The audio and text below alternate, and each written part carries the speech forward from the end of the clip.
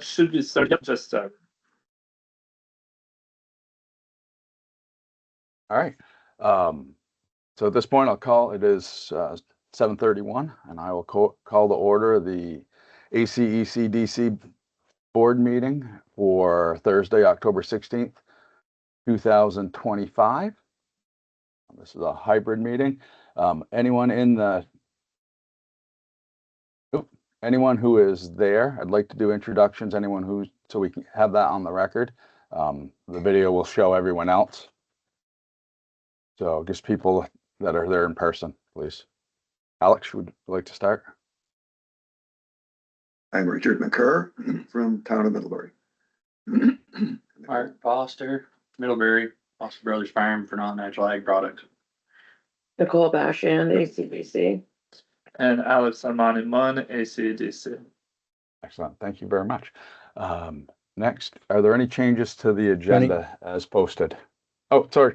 I'm only going to do introductions for the people that don't show up on camera with a name.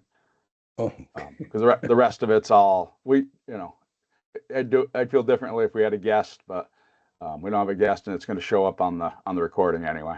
So in the interest of time. So at this point, do we have any changes to the agenda? If not, I'd take a motion to accept the agenda as presented. So moved. so moved. It's been Second. moved. Okay, it's been moved and seconded. Signify by saying aye. Aye. Motion's carried. Next item of business would be our September meeting minutes. Draft set of meeting minutes on the SharePoint site. Do we have a motion to accept those? So moved. So moved. Is there a second? Second. It's been seconded. Is there any discussion on the meeting minutes? All right, hearing none. All those in favor signify by saying aye Aye. or raising their hand. All those opposed signify by saying nay or raising their hand. Motion is passed. Meeting minutes are approved. We turn it over to Alex for the staff activities report. Thank you, Jason. So a full staff activity report is available on SharePoint, but I will run through a couple of the highlights for this past month.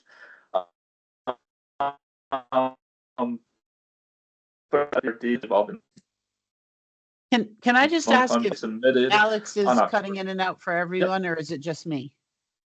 No, I think it's for everybody.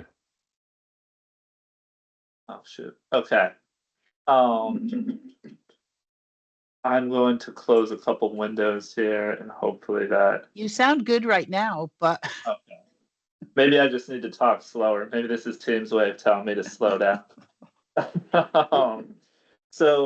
First thing I want to report is again our USDA RD IRP budgets for fiscal year 2026 were submitted on October 1st. Of course, this coincided with the shutdown of the federal government. So the response I got was that our USDA RD contact was out of office with no access to email. So for now, we have to assume that those budgets are okay. But when the federal government reopens, we'll hopefully get confirmation. But otherwise, that is a pretty big lift every year. So happy to have gotten through that. Also, as far as reporting goes, submitted our fiscal year 26 Q2 report to ACCD just yesterday. So that is for our operating grant. So with the submittal of that quarterly report, that also comes with an invoice. So we should be getting it from ACCD.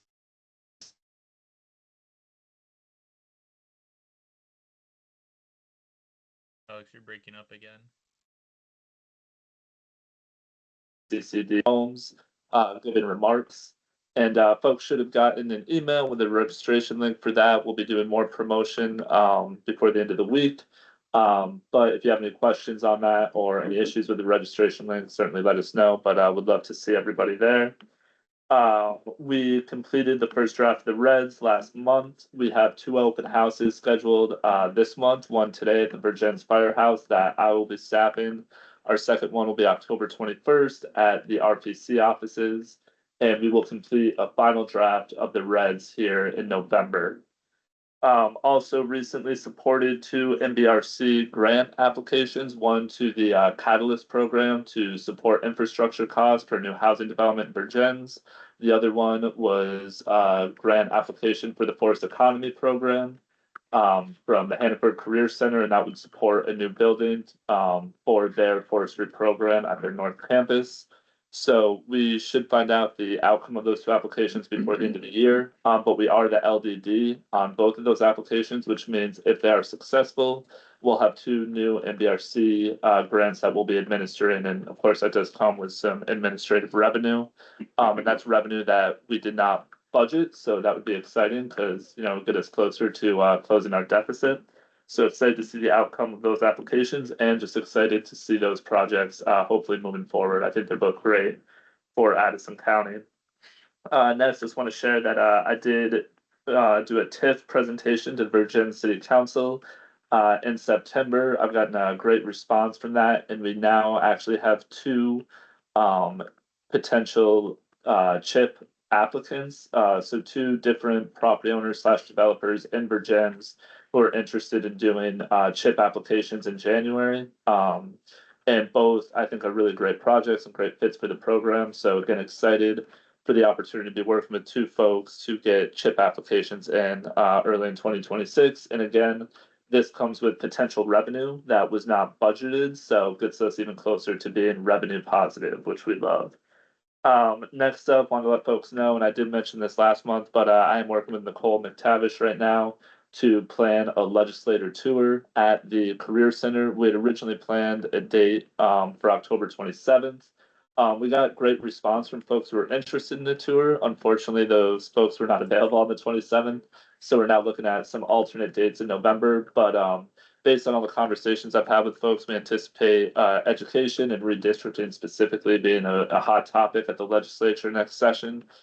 So, certainly very interested in getting folks here to Addison County to engage with Nicole and see the Career Center and understand the impact it has for us here. Last but not least, a quick update on the Middlebury Industrial Park. We are through conceptual design. At the industrial park, we are wrapping up wetlands delineation as well as some archaeological survey. Any findings from those investigations that could impact the site design will be incorporated once that work is complete, and we'll use the outcome of that work or the findings from that work to move into final design. So we've spent about $5,200 on that project. That's money that'll be reimbursed through our MBRC grant, and the goal is, it's $130,000 scope of work. But the goal is to get through our $25,000 spend by January so we can close that grant out. Projects should be wrapping up then anyway, but in 2026, we really want to turn our attention to applying for funds to support the construction of that infrastructure. But excited to see progress moving along there. So those are just some of the highlights from the staff report. Certainly a lot more going on that I'm happy to talk about. A lot of grant work continuing, and of course, a lot of business support.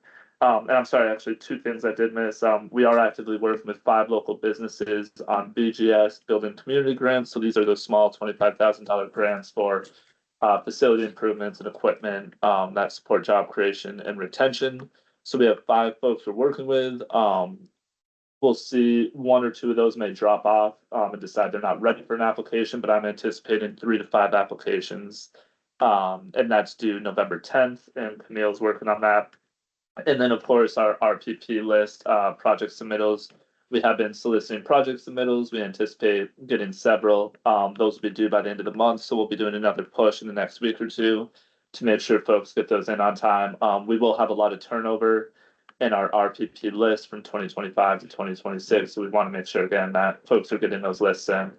So if you do know anybody in your communities that has an infrastructure project, again, the municipal and nonprofit, certainly have them reach out to us and we will assist them in getting a project submittal in. All right, so those are the highlights for the past month.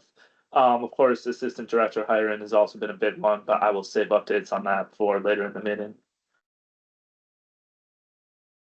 Excellent, thank you.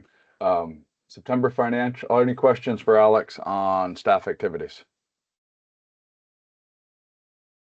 Hearing none, you want to touch base on financials? Yeah, thank you, Jason. So there is a monthly financials packet in SharePoint. I have been getting these from Seward a little later in the month, so I'm trying to get them a little earlier so that there can be a little more analysis and preparation for the board meetings. This one I think I got Monday or Tuesday this week. But otherwise, as far as the financial situation, cash flow is good right now. It was a little tricky starting out the fiscal year. As folks may recall, we did have to pull some money out of savings around June or July. We haven't had that issue, which has been encouraging. Of course, we have had some higher costs that were not budgeted due largely to having to post for the assistant director position. With that said, payroll has been coming in lower than budgeted, really just due to the transition with Camille moving to remote work and more part-time. We've saved some money there. So, things I think are tracking well. We're still, at a deficit, but pretty confident that we can make that up before the end of the fiscal year.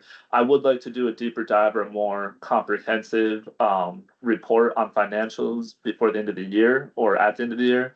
I don't know what we've done historically for a December board meeting, but I imagine a third Thursday in December could be tricky for a board meeting. I don't know if we've historically just canceled December. So in November, we of course have our annual meeting, but would love to again do a deeper dive into financials and present a more comprehensive update to the board. If not in November, December, maybe in January.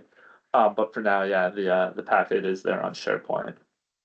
So my recollection is typically we do have a December Okay. meeting.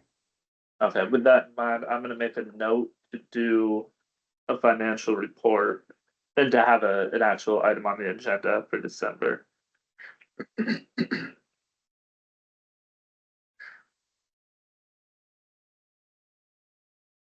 Any question for Alex on the financials? All right, marketing communication. Yep, so we do have an M&C report on SharePoint as well. I will share that newsletter went out yesterday, is that correct? Our fall newsletter. So we are working with a new format on that, actually something more similar to what you see with the chamber, where it's more of a flip book rather than just a stack of recycled news stories from our website. So Nicole's done a great job really updating that. Otherwise, I'll share that I did an interview with Morning Drive. I believe it was late September. Really talking about TIF and housing and just some of the more structural challenges we face here in Addison County. And we did see a large spike in social media activity this month, really due largely to the assistant director posting that drove a lot of traffic to our website, LinkedIn, and other channels. So good exposure for us. But yeah, that's it for marketing and communications at the moment. Okay, any questions for Alex?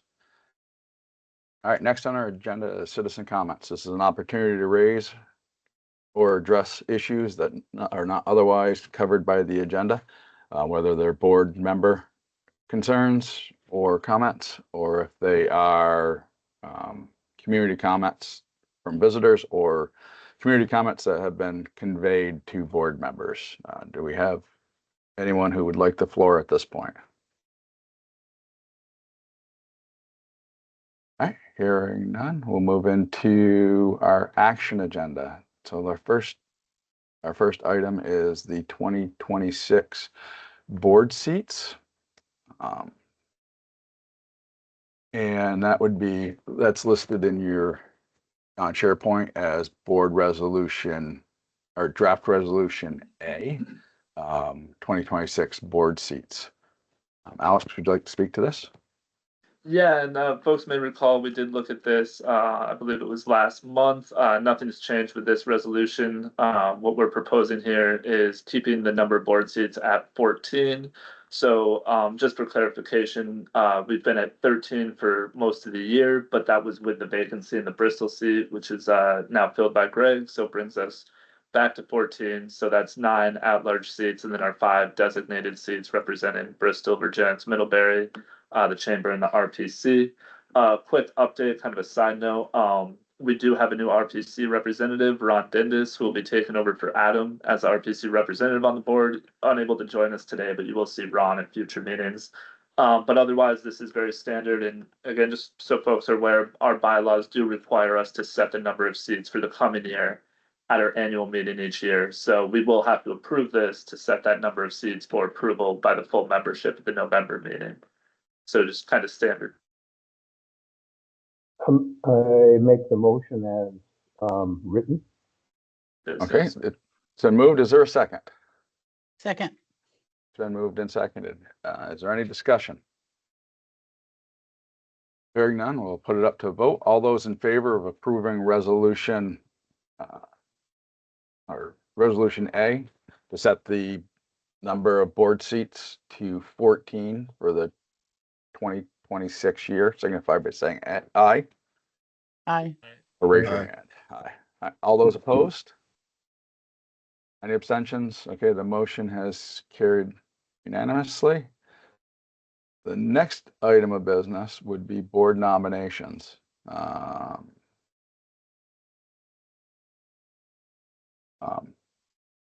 That would be resolution B in your packet.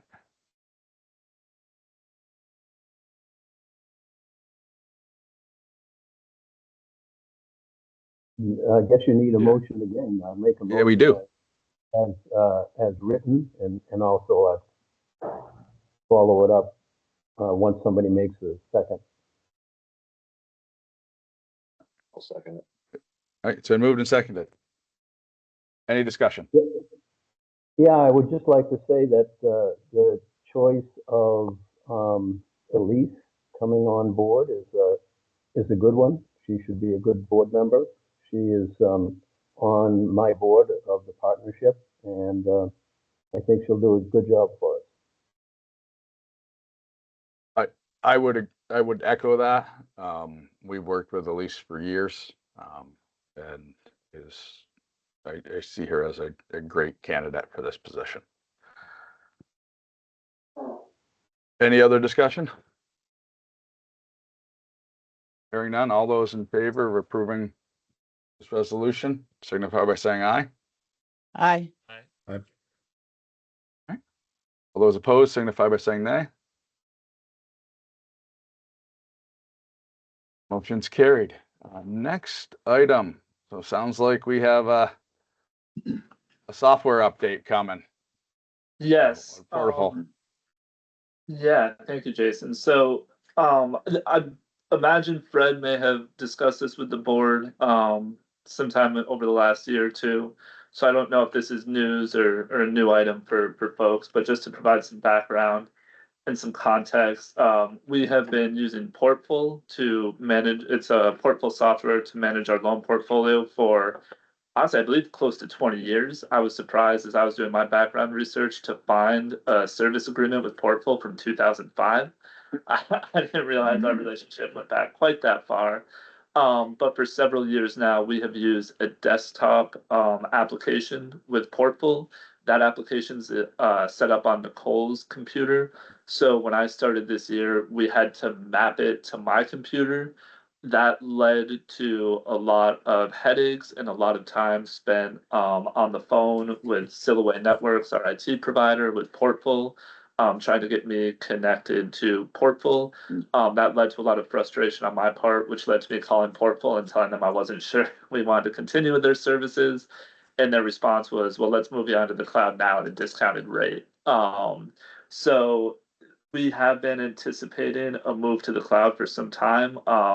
Really, Portful will be ending the desktop application in 2026, and in 2026, moving all of their clients to the cloud-based application. So we knew it was coming. We're just now making the move a little sooner. And what they've done, and I can bring up the proposal here, is they've waived the fee for setting up the cloud-based platform, and they're not charging us for the cloud-based platform for the rest of 2025. But our renewal with Portful is in October every year, so this month. So we would be renewing for 2026 at a rate of $1,500.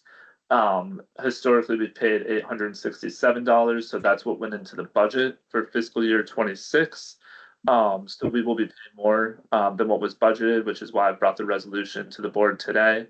The alternative here would be to tell Portful that we want to wait to move to the cloud, and then incorporate it in next year's budget. But again, at this point, they've pretty much moved us to the cloud. We still have the desktop application.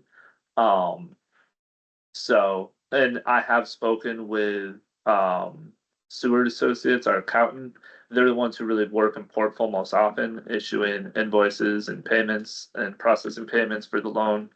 Our loan portfolio, they like Portful. They're very happy with the cloud-based application, so they were very supportive of continuing with Portful. They didn't think shopping elsewhere or potentially moving to a different software application would be worth the time or the expense. So certainly would like to continue with Portful on the cloud-based application. And again, if we were to wait till 2026 to make the move, it could come at a higher price. So if we wait until 26, when they're end of life of the desktop software, we're going to have to pay the $1,500 plus we're going to need to pay $1,500 next year anyway, but we'd also have to pay an additional $400 for the onboarding and migration. The $600 that we're saving this year from the cloud hosting costs would be embedded already in that 1,500. correct. And I did reach out. So to Portful. it's just a $400. We saved the $400 this year, but So it's going to cost us another $800 for this year. So, I can make a motion, but I guess I don't know if we should talk first. No, we should make a motion, actually. Okay. We should move Yeah. it, then discuss That's it. what I thought. So I was would out make of a order there. move. I would make a move that we approve Board Resolution C. It's been moved. It's been moved and seconded. Discussion. All I wanted to say is that everything is going here. And in my mind, the beauty of doing it here, if they're waiving that $400 for the migration and consulting, is that there's hiccups, right? There's always hiccups with something. And if they're waiving it and we can get over any of those hiccups in 2025 when that cost is waived, then we're in a better position in 2026 when they would otherwise charge us for that. To me, it feels like a good idea. So. And ultimately, we're ahead of in theory, we're ahead of the curve of all the people that are being forced to do it and the people that are waiting to the end. Tech support's going to get a little tough in early January, or at that transition point for everybody. Any other comments, questions, or concerns? Hearing none, we'll put it up to a vote. All those in favor signify by saying aye. Aye. Raise your hand. All right. All those opposed signify by saying nay, or raise your hand. All right. Motion has carried. Next item of business would be the assistant director update. Yes, thank you, Turn it back to Jason. you. Thank you. So, quick update on our hiring of an assistant director. The posting closed last Friday, October 10th. At closing, we had 90 applications, which was exciting. We posted, of course, on our website, LinkedIn, Indeed, ACEDC, Handshake. So really got out there and posted it broadly. Of those 90 applications, there was a large number of folks who really just hit apply now on Indeed and LinkedIn. And, about, I would say 50% of the applications were easy kind of no's as far as people who just didn't qualify. But I'm excited to say that of those 90 applications, I was able to narrow it down to a list of about 25 folks who, were certainly qualified. And from that list of 25, was able to narrow it down to 6 potential interview candidates and 3 alternates. And those alternates are folks who had strong resumes, strong applications, but maybe just one thing, whether it was location or other circumstances that maybe made them tricky to imagine the position. So what I've done is I've ranked my list of the top 6 interview candidates and sent that to the executive committee for their ranking. So hoping to have a compiled ranking of all 6 interview candidates by Monday. And then what we'd like to do is interview the top 4 of those 6 interview candidates. And I'm proposing interviews during the period of October 27th to October 30th. So pretty quick, pretty tight timeline. Um, but I'll be frank with the board. We definitely need to get somebody on board sooner rather than later. Been a lot of long days just keeping things going. So the sooner we can get somebody on board, I think the better off we'll be. And again, with the pool of candidates we've got, I'm confident that we can bring somebody on board in the near term who will thrive in the position. Just a couple other things I'll share. I was pleased to see how we did have a large number of applications from within Vermont and also within Addison County. So I believe there's 3 folks who are in our top 6 who are actually located within Addison County. And again, those are folks I think have good qualifications and strong resumes. So not only do we have the convenience of their location being here in Addison County, but they, I think, will be good candidates. So happy to answer any questions folks have about the pool of candidates, about the process up to this point or the process moving forward. But I'm hopeful and confident that we can be extending an offer in November and bringing somebody on before the end of the year. And what I'm most excited about is that if we can hire somebody in November, we'll have a 2 to 3 month overlap with Camille that will provide time for her to train folks on some of the grant reporting and some of the more nuanced tasks that she does. But I've been very happy with the process this far. So Excellent. Well, I have a question. So the assistant director's position, is that intended to be an heir apparent to be ultimately the director? And the last time we went through this, we were looking for somebody to be as far as ultimately the director. And so, the type of person selected will vary considerably depending on what target you're aiming for. You want me to handle that one, Alex, Yeah. or do you want to talk about it? I know you want to talk about it. I'm happy to weigh in, and then Jason, I'll hand it over to you. So Renee, You don't need to as I because you'll mentioned- cover everything. It'll be okay.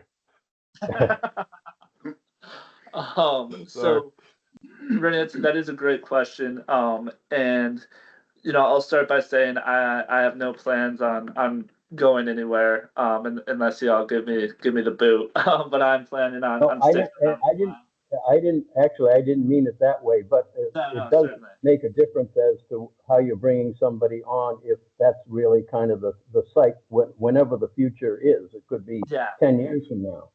Yeah, and Rennie, that is a great point, and something I have shared with the executive committee, and it maybe even mentioned the board before, that in hiring this person, I want to treat them as if they are an heir apparent and have them on a trajectory where, in 3 to 5 years, they theoretically, or even sooner, could step into the executive role and take over if need be. And again, even if that's not necessarily the plan, is to have this person be the executive director in 5 years. In my mind, approaching it that way ensures that we have somebody who is as capable as running the organization as I am, and that's just better overall for the organization. So I anticipate, or what I envision, is this role being very independent and really taking on a lot of responsibility for day-to-day operations and a lot of the business support and grant services, and really being kind of the day-to-day face. And what that'll do is allow me to spend more time working on big picture, long-term projects, specifically around things like housing and industrial and commercial development. So this definitely will be independent on who we bring on, and hopefully it's somebody who can fulfill that very public-facing kind of high-level role, being really responsible for, again, business support and services for our community partners. Thank you, Alex. Gina? I guess I just wanted to say, the the trick, I haven't looked at any of the resumes yet. I know I've got to do that before the end of the week, but I haven't been able to do it yet. And I, the trick with this, and I don't know if this is kind of what Rennie was trying to get to, is that when you hire someone and they have a thought of an heir apparent opportunity, they're not necessarily thinking I want to be the heir in 5 to 10 years, right? They're thinking, even when you start using the trajectory word, right? And it's hard. You may have some candidates out there that are absolutely perfect, but you can wind up investing a lot of time and energy into onboarding someone and starting that trajectory, and then having them be impatient with when their opportunity is actually going to come and they're going to move on. Now, the other side of that coin is that on the flip side, if we get a great candidate for the next 3 to 5 years and you're not walking out the door, we've still had a great candidate for 3 to 5 years. And it's this really fine line that you got to walk, but you got to go into it with your eyes wide open about what your pros and cons or your risks and opportunities are with the decision. So I just wanted to voice that. Well, and if I may, I see that we really look at two applicants. We look at the applicant that wants to grow into that assistant director position and then ultimately move up to a higher level. And then you have the applicant that's already ready to do the assistant director position and is chomping at the bit to be the executive director. And that's where the problem lies. If we have that candidate that will grow into this assistant director position, that's great, because in reality, in most organizations, especially with our current employment climate, people aren't moving up within the industry. They're moving laterally and up. They're not going, it's not just a vertical ascension. So I think those are all really good. That is a concern. I think that's something we have to look at, and it is tricky. It's just a different mindset and what we're looking at for candidates Right. and skill May I set. make a few comments? One thing I would mention is I'd be careful about making any sort of promises to anybody. I'm pretty sure that goes against several fair hiring practices. But also, why would you want to tie yourself? Like, that being said, with a lot of lateral moves in this community, this area, why would we tie ourselves? You want the best candidate. Yeah. So No, just exactly. thoughts there. Because I would say what makes a great assistant executive director does not make a great executive director. And quite frankly, if you want someone who's like a superstar, I'm not going to come and sit behind you for 5 years. So I don't know why you would openly say that, because you're going to limit your pool anyway if you do that. Thank you, Greg. Any other questions, concerns, comments? All right. Thank you very much, everybody. Pretty quick meeting. So we do not need an executive session. Is my understanding. And unless anyone has any other new business that's not on the agenda, I'm going to take a motion to adjourn at this point. So moved. Second. Okay. All right, all those in favor signify by saying aye. Aye. All right, all those opposed? The meeting is adjourned, so I will see you all next at actually, no, at our annual meeting. All right. Thank you, everybody. Thanks. Thank you. Hey, Alex, Thank you you. want to give me a